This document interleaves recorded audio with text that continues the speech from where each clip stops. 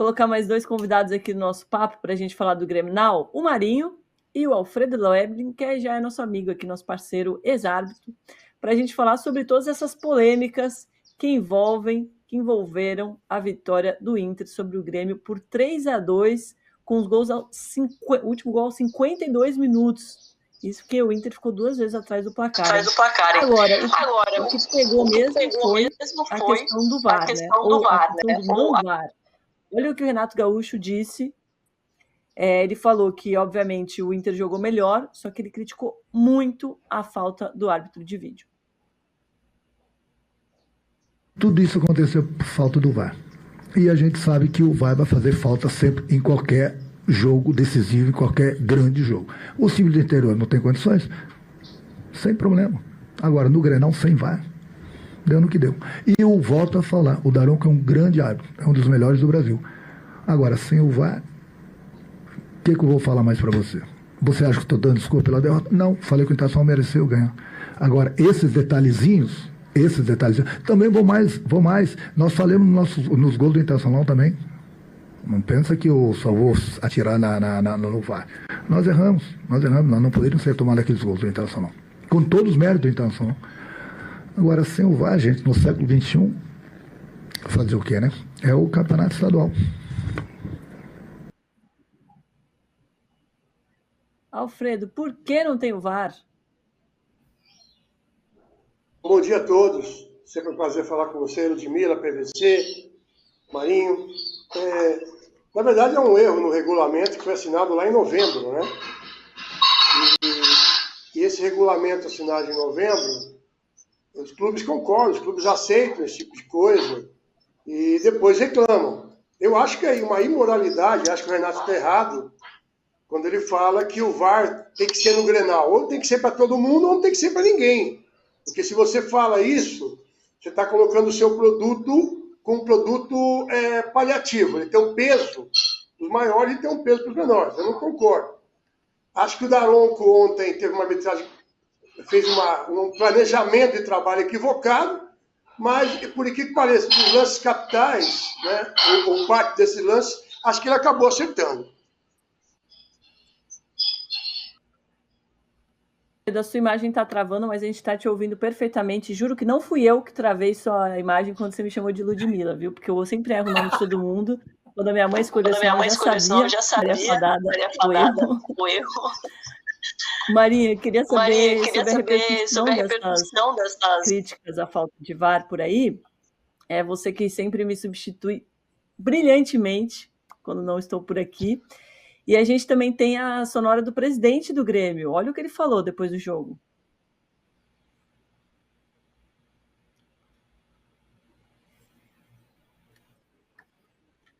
Daqui a pouco. Marinho, enquanto isso, me fala como é que repercutiu isso aí. Isso, eu posso falar aqui antes do Alberto Guerra, do presidente do Grêmio, primeiro, que é um prazer te substituir, né, Domitila? Quando dá, quando é possível, eu aproveito, né? Me esbaldo, aproveito que o espaço está ali, né? Me jogo, né?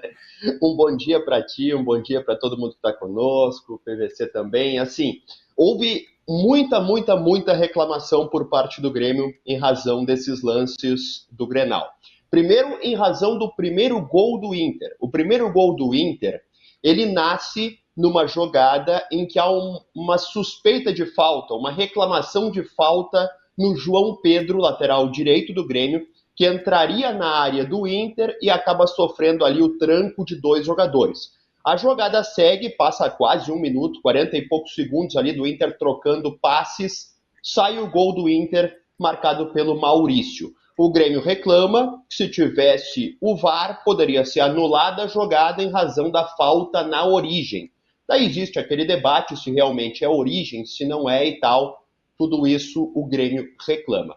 E principalmente por causa do lance do terceiro gol, o gol derradeiro, como tu falaste aí, nos últimos minutos ali, dos acréscimos do segundo tempo, quando o Alan Patrick sofre a carga do Kahneman, e o debate é o seguinte: o Kahneman começa a fazer a falta fora da área, a falta acaba na linha da área, a linha faz parte da área ou não. O Kahneman chegou a dar entrevista dizendo que foi 2 metros fora da área. Olha, 2 metros não foi. Mas é esse o debate. A falta começa fora, começa dentro, acaba dentro. O Grêmio vai fazer uma manifestação formal à Federação Gaúcha de Futebol reclamando do que aconteceu no Clássico Grenal, em que não tivemos o dispositivo do VAR. Sempre tem polêmica e esses são os lances reclamados pelo Grêmio, Domitila. Perfeito, Marinho. A gente tem a imagem do último lance, esse lance que você comentou que foi o derradeiro da partida, para saber a opinião do PVC. Você acha que a reclamação é válida, PVC? Eu acho que foi pênalti no Alan Patrick e acho que a reclamação do lance da falta do João Pedro, a falta houve, mas é outra jogada depois.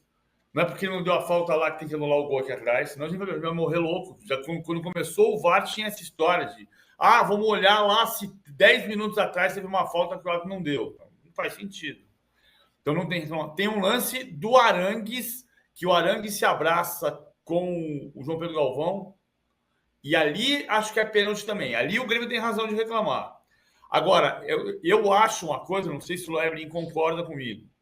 Eu acho que o Daronco, com VAR, e é lógico que é para ter VAR no campeonato inteiro, ou não ter VAR no campeonato todo, ou ter VAR no campeonato inteiro. Mas, vá lá, pelo menos eles não mudaram o regulamento como fizeram no Rio de Janeiro. Mas, o Daronco é, na minha opinião, um dos árbitros que mais se socorrem do VAR e mais demonstram insegurança com o VAR. Ou seja, ele não tem tudo ele quer ouvir o que o VAR está dizendo para ele. Ontem, acertando e errando, acertando no lance do Alan Patrick e errando no lance do Arangues na outra grande área, na minha opinião, ele foi seguro. Ele até demorou um pouquinho para marcar o pênalti, mas ele foi lá, pitou pênalti, e é pênalti, não tem que ouvir ninguém, e quem tem que resolver isso aqui sou eu vou resolver. Para mim foi pênalti, está marcado o pênalti. Então, desse ponto, acho que foi positivo a arbitragem do Daronco, me parece. Concorda, Alfredo?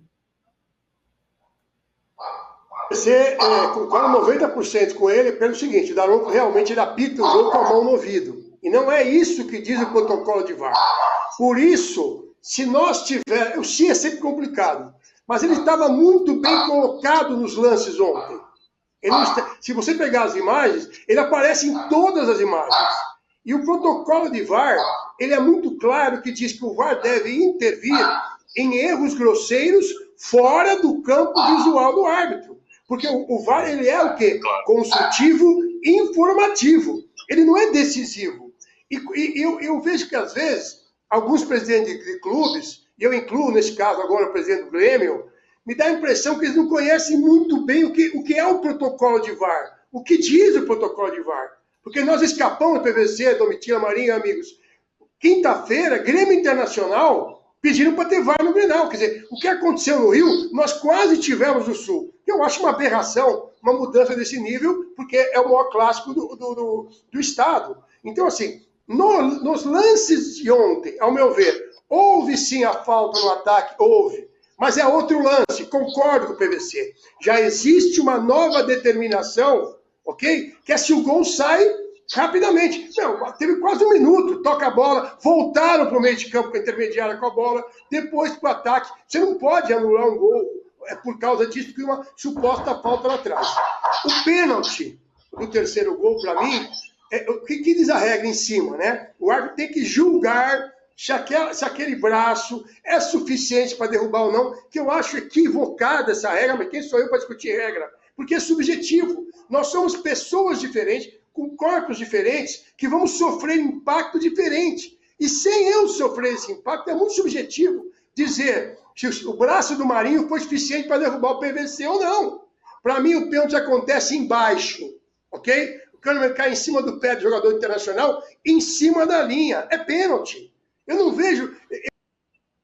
Eu honestamente não entendo por que em relação a essa penalidade. Eu só discordo do PVC no lance de um possível pênalti para o Grêmio. Porque eu entendo, PVC, que no começo da jogada, o jogador do Grêmio também está usando o braço em cima do jogador do Inter, ok? Há uma disputa de espaço de ambos. E apesar de haver aquele segurar no final da jogada, Me passa a impressão que o jogador do Grêmio, quando ele vê o goleiro chegando, que ele não tem mais como conseguir na jogada, ele se joga. Então, assim, ao meu ver, eu não marcaria penalidade para o Grêmio. Mas é tão subjetivo que a tua explicação, ela cabe também. Então, sempre que eu entro com vocês aqui, eu comento. Eu acho que a FIFA, ela está atrapalhando cada vez mais, porque ela está tornando muito subjetiva a interpretação. Então, você consegue justificar a marcação de uma penalidade ou a não marcação da penalidade em cima das determinações da FIFA.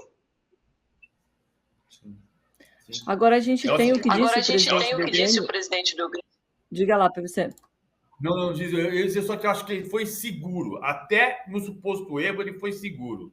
E essa é uma vantagem em relação às habilidades que ele mostra em segurança de apitar com a mão no ouvido. Enfim. Mas vamos lá ouvir o presidente do Grêmio, né, Domi? Bora lá, JP, por favor, roda aí. Seus esforços, que eu saio daqui com uma sensação de que o jogo ficou manchado, estragado, né, por erros, grandes equívocos da arbitragem, né? Então essa é a sensação que a gente sai daqui. Dá pra gente usar essa palavra, manchado, PVC? Não. Essa frase, essa palavra está sendo usada de um jeito muito fácil, né? Muito fácil.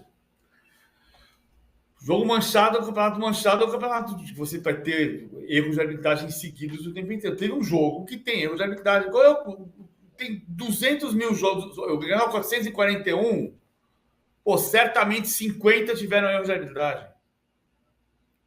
Qual foi o maior erro de arbitragem que você viu na história do Grenal, Marinho? Que você se lembra?